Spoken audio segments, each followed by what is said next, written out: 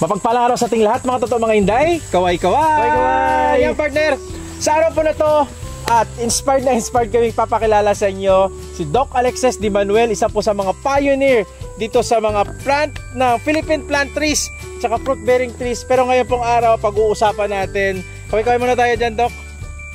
Ikaw partner? Yan, at saka pag-uusapan natin ngayon kasi siyempre partner, siyempre marami na tayo na feature na mga langka, kumbaga na family. So like sa aviark, yung dahon is bilog para ma-identify. Ngayon po is bago na naman po itong G33 na jackfruit. So alamin natin with Doc Alexis. Doc, paano ma-identify on the spot ang langka na G33, yung dahon, yung bunga, at saka ano yung advantage sa kanila compare sa mga native nating langka? Sa identification niya, ang J33 merong distinctive na leaf shape. Ang other name niya sa Malaysia or Vietnam is Sultan. Kasi kung makita mo, yung dahon na pinakita ko sa iyo kanina, parang may sombrero ng Sultan. Pwede magkuadok, no? Oo. Patay dito ha, sample. Yan. So ito, Doc. Ma-zoom lang man niya, Doc. Oo, ito. So, nakita mo, ito, parang may another parang sombrero ng Sultan. Ito, mas clear. Oh.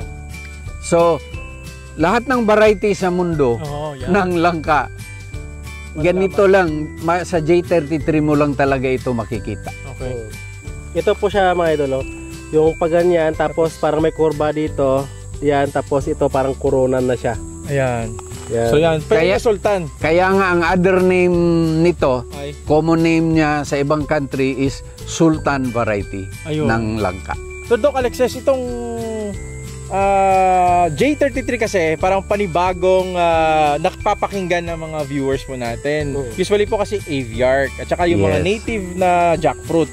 Pero kung napaka-interesting dahil bakit sobrang lawak ng mga ng plantation nyo, no? Dito sa North Cotabato, yung J33 sikat na pala sa ibang bansa. Bakit ito yung napili nyo, Doc? Ano ba ang quality nito? Number one, tayo, nagtatanim tayo, sumusunod lang din tayo sa iba. When I started investigating itong langka 10-15 years ago, wala pa mga langka plantation na matawag natin dito sa Pilipinas.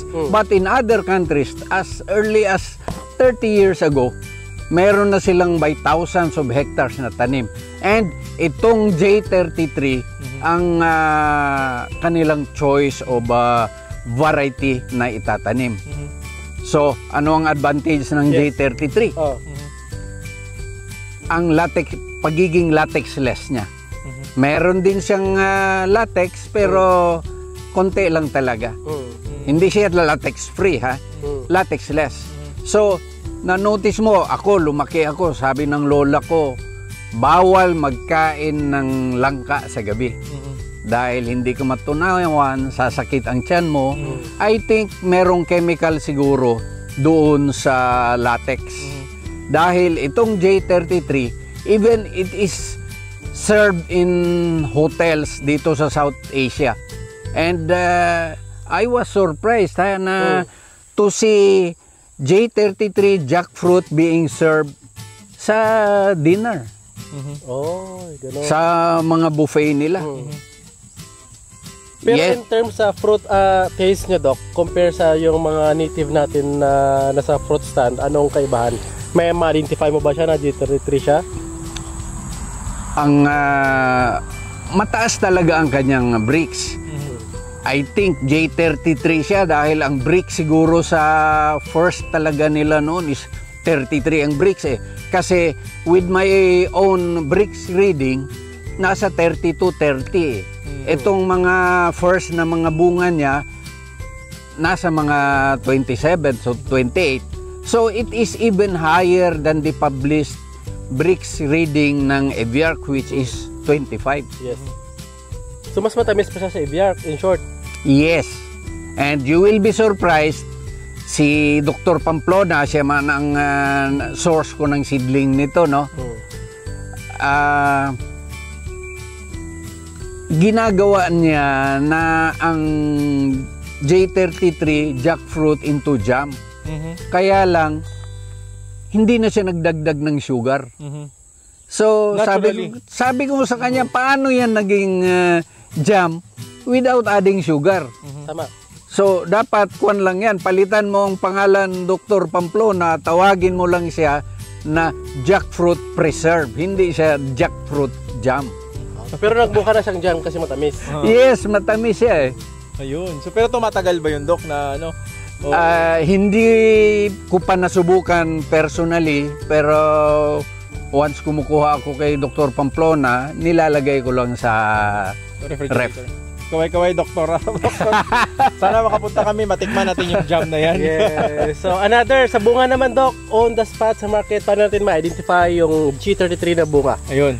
Ang J33, meron din siyang karakteristik na tinatawag nilang fruit stem color. Okay. Na sa J33 mo lang din makikita.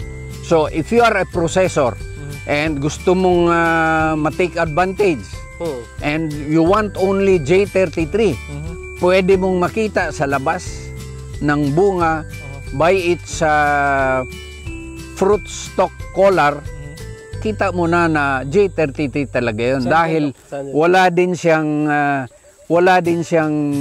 ito yung color.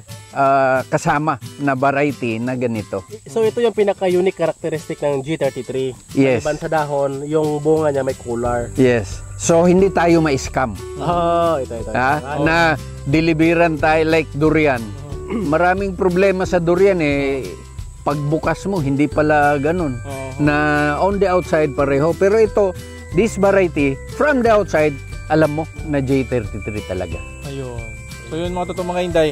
Ang kagandahan lang kasi talaga, in other countries, sa Southeast Asia po, thousands of hectares na tinatanim nila dun sa ganitong klaseng jackfruit. Kasi nga latex-less siya, saka matamis siya. Tapos siyempre importante kasi nung sa ibang bansa, yung hindi sasakit yung tiyan mo pag kumain ka, kahit gabi. No, even dito sa amin sa Pilipinas, ganun, yun ang ginagawa sa atin.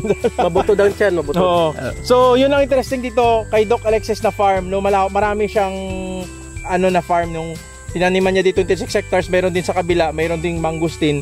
Pero dito kasi ngayon nag-focus siya sa sa J33, tapos intercrop siya ng nyug, tama po? Oo. Pero dito po makikita nyo before magpalipad po kami ng drone, dati po itong pomelo, tama Doc? Yes. Dating pomelo farm, so nasanay kami sa heavy chemical use na kailangan sa pomelo. And itong jackfruit, nakita naman natin, even with minimal inputs, pwede tayo dito sa jackfruit makakuha ng magandang production. Unlike sa pomelo, impossible talaga masabihin mo nga chemical free ang pomelo on a plantation scale ha.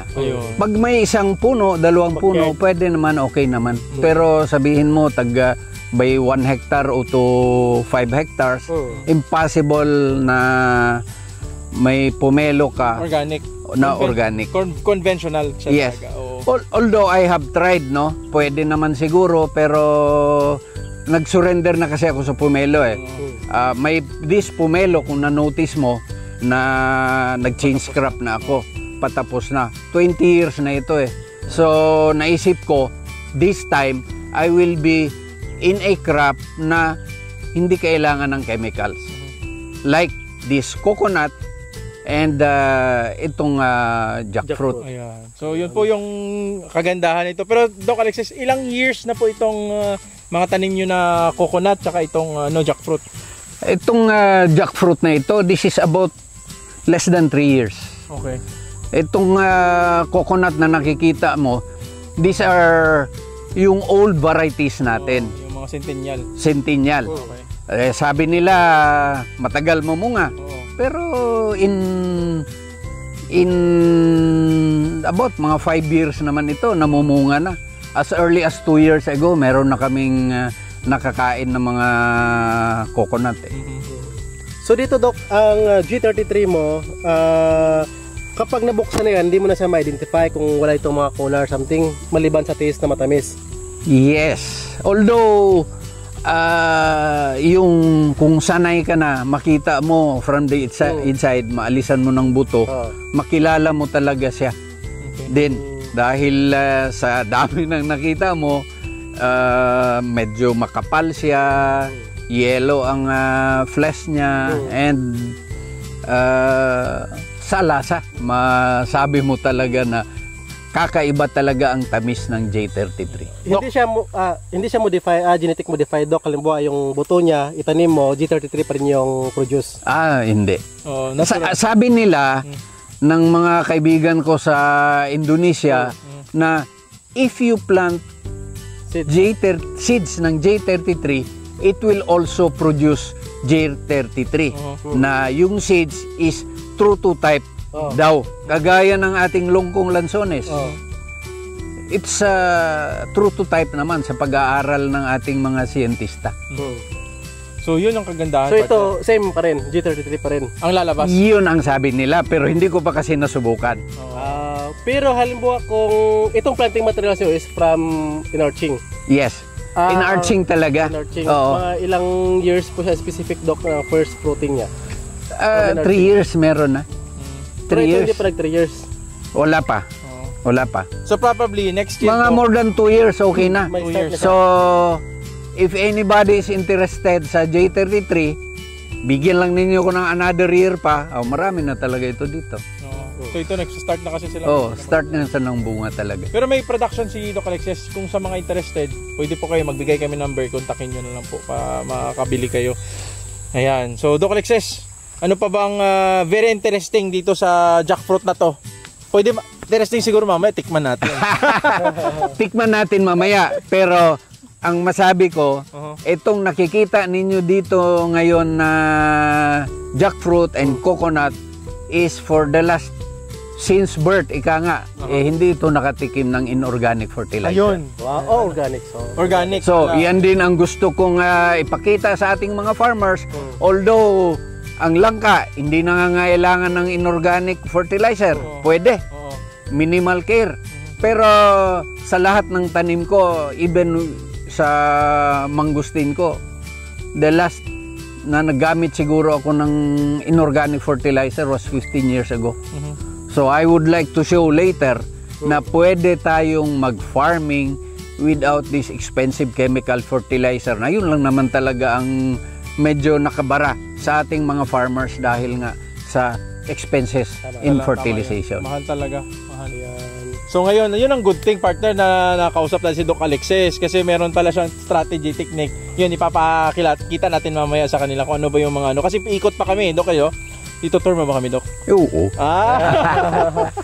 So, partner, dito sa general knowledge sa mga nag-view sa atin, syempre kung may i-work man siya or whatsoever jackfruit, Doc, syempre sa tagal nyo dito sa jackfruit farming, kumbaga na larangan, do you have any idea sa halimbawa, mga nagtatanong na, sir, 4 years old, 5 years old na, 6 years old yung jackfruit ko, hindi pa nagbunga, ano ba yung magandang step na gagawin, technique, strategy, kumbaga na ma-induce silang magbunga naturally? Pagkain lang talaga. Because of my training as a doctor, ma-relate ko talaga sa pag-alaga sa tao, sa tanim, is kagaya din sa napag-aralan ko nga pag-alaga sa tao. Na with good nutrition, maganda ang ating tanim. We can expect a better production than yung tao man or tanim na hindi pinapakain. So meaning, halimbawa yung iba na medyo tamad sa mag-exercise ng organic way, kailangan nila mag-abono. Oo, pero parang maiba lang talaga ang farmers natin magbago ng pagtingin sa pag-iisip ba. So, mahal na kasi ngayon ang inorganic fertilizer. So, 1 kilo is about ilan? 30, 40 pesos. So kung isipin ninyo, most plantation crop na mga fruit trees, kakailangan 2, 3. Sabihin na natin 1 kilo lang per year. So that is 40, 50 pesos. Bali isang sakong itinang manok na yan. Pareho lang ng cost. So, bakit tayo loyal doon sa inorganic fertilizer na pwede namang cheaper pa nga eh. Actually, kung isipin mo. Kasi I still have to see a commercial farm na 1 kilo lang. Ito, dati, pumelo ko dito, 3 to 4 kilos talaga per year ang inorganic fertilizer. Hirap pa mag-compute. But with the organic way, like whatever is cheaper na accessible sa ating mga farmers, either chicken dung, goat dung, or ano, sa pamaraan na yan, yung ating tanim ang namimili kung ano ang kakainin niya. Hindi na kung inorganic fertilizer, pag urea ang binigay mo, siyempre anong magagawa niya? Urea lang talaga kakainin niya, hindi siya makapamili. Pero in your way, Doc, in your way dito sa farm mo, anong ina-apply mo? Mga organic fertilizer, organic na mga, tama, organic fertilizer din, na cheaper, accessible, whatever that is. Does not matter. Yan. So yun, Doc, yun ang ginagamit ni Doc. Pero feeling ko meron si Doc yun, may product to siya na ginagamit talaga eh. Yung parang pinoproduce niya eh. Yun yung ano niya, yung pinaka way niya dito sa farm niya na magiging organic sila. Kasi nga sa atin kasi yung mga ano natin, yung mga consumers, medyo aware din sila sa pagkain ng mga bugbog sa mga fertilization, no? Pero ngayon kasi medyo matatalino na yung mga consumers, kaya nag-iisip, minsan ano na nila eh. Kung minsan nagtatanong din sila kung sa mga pinagkukunan, lalo na sa mga health conscious partner, yung iba gusto nila yung sa ano lang, sa backyard lang na mga tanim, yung iba talaga yung sa farm na organic talaga ang produce nila. So, yun, hopefully kay Doc, share mo naman sa amin mamaya, Doc, sa mga facility mo kung meron ka ba doon. Kasi nabasa namin may article, Doc, na mayroon ka dito galing sa UP Los Baños So si Doc nagpo-produce noon So hopefully na ma-share sa atin ni Doc mamaya. Okay lang ba, Doc? Okay lang ba? Okay lang. Ayun, sige. Okay para malaman din ng mga farmers. Oo. Basta basically yung aking ginagamit dito, imbis maglagay tayo ng chemicals na direct ibigay sa tanim, this time I am introducing biology. Parang kung piyesta.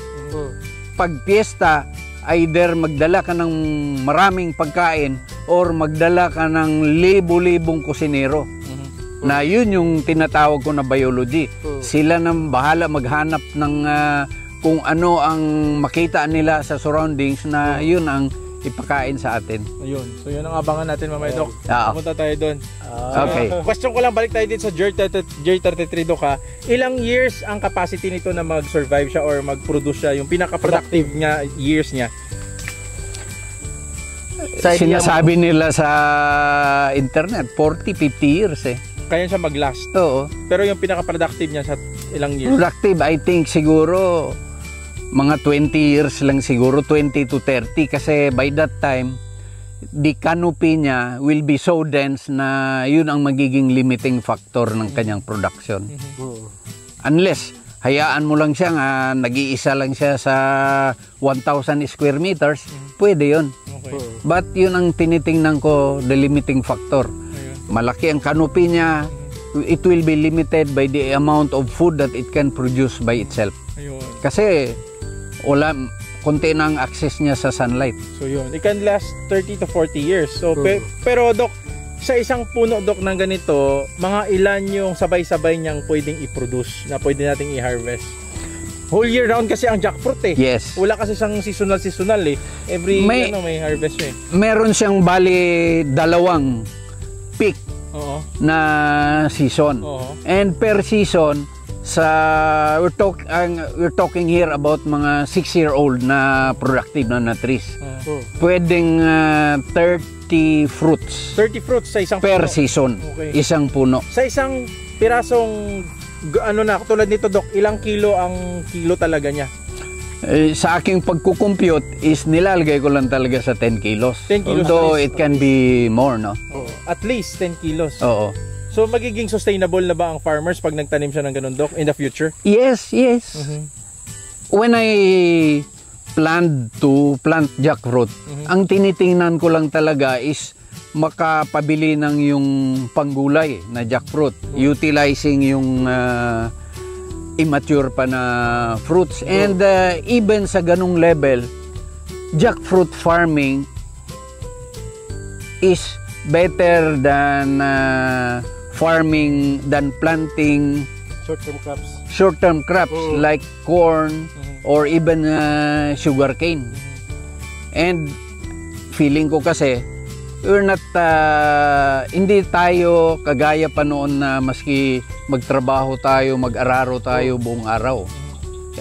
Ngayon medyo titingnan na natin yung minimal na activity na gawin, minimal na pagbubungkal sa lupa.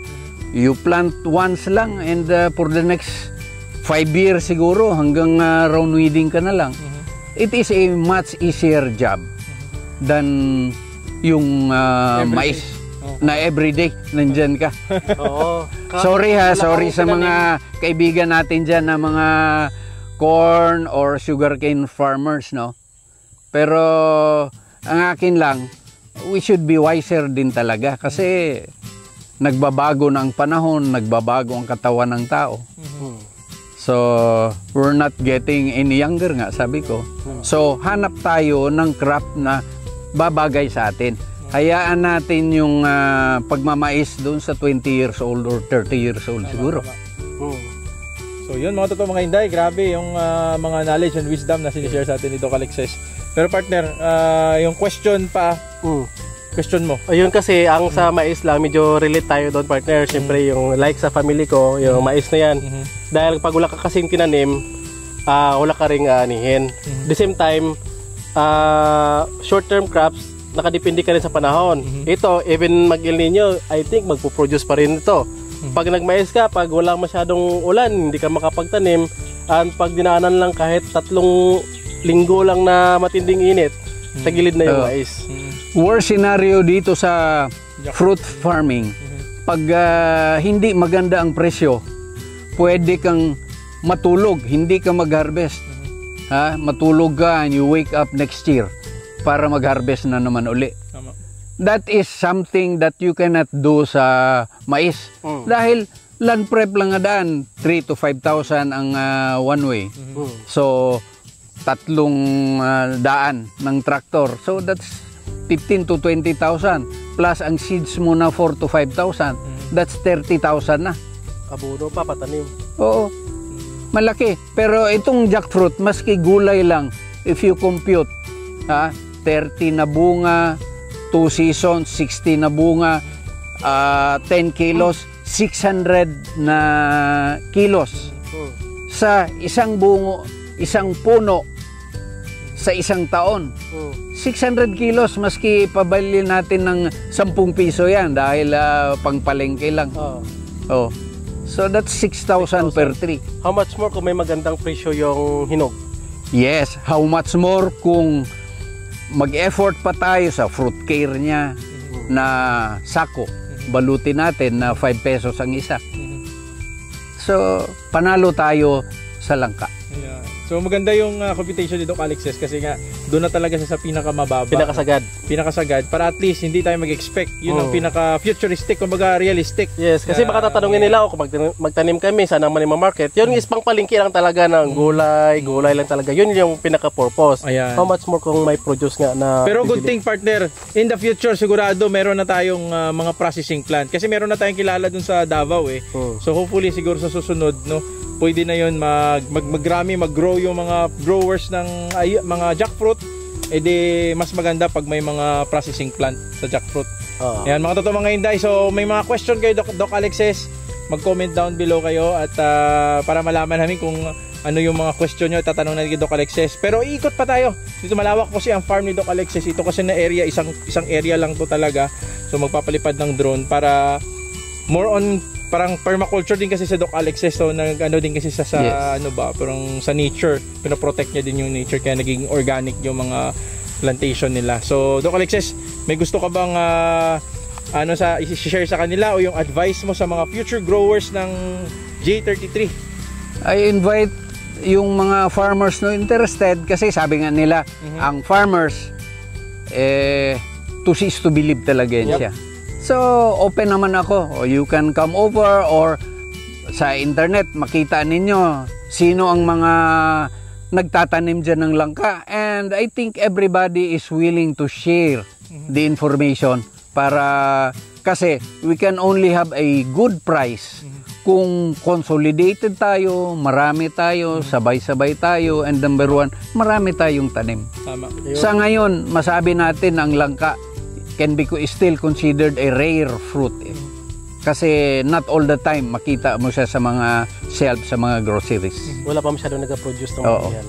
So, yun mga totoong mga Inday, sana po naintindihan nyo kasi kung tingin nyo po sa inyong lugar, sa municipality nyo, meron talagang solid na plantation ng mga jackfruit, very good. Pero kung wala pa, this is the right chance, no? At the right time na para magsabay din sa ganitong klaseng jackfruit kasi in the future, possible po na malaki talagang market kasi yung Philippines, ang Malaysia, masyado na silang Indonesia, grabe growing talaga yung nila, yung market nila sa jackfruit, no. So hopefully mga totoong mga Inday, na-inspired namin kayo at maraming salamat kay Doc Alexis, napakabait at itutour tayo, titikim tayo mamaya, gagawa kami ng video dito sa J33 kung ano ba yung lasa niya, ano bang kaibahan sa iba, magtatanong kay Doc Alexis, no. So mula yan dito sa Mlang, North Cotabato, at kasama namin si Doc Alexis, pinakamagaling dito sa pagpa-farm ng ganitong klase, sa permaculture. Father to siya dito ng mga endemic, mga fruit trees, partner na Philippine native trees. Andito sa ating lugar, partner, siya talagang pinakasikat, no? Yes, at kung nagustuhan niyo yung ating video mga idol, please subscribe naman po kami, i-like yung ating video, mag-comment kung may mga katanungan po kayo sa baba, at saka i-share na rin po para maraming makapanood. So Luzon, Visayas, Mindanao, naikot namin ni partner para mag-feature ng agri-farming. And lately sa EVR ngayon po pinaka first time, even laman hindi ko pa nakita ang G33, so maybe may experience natin. So sa mga gusto ng planting materials, you can comment, siguro ilalagay natin sa comment section kung paano makontak si Doc Alexis para kung gusto niyo makapagtanim. Sa bunga, Doc, wala pang mga available sa ngayon, no? Limited lang. End ng season ngayon so medyo naubos na, konti na lang naiwan.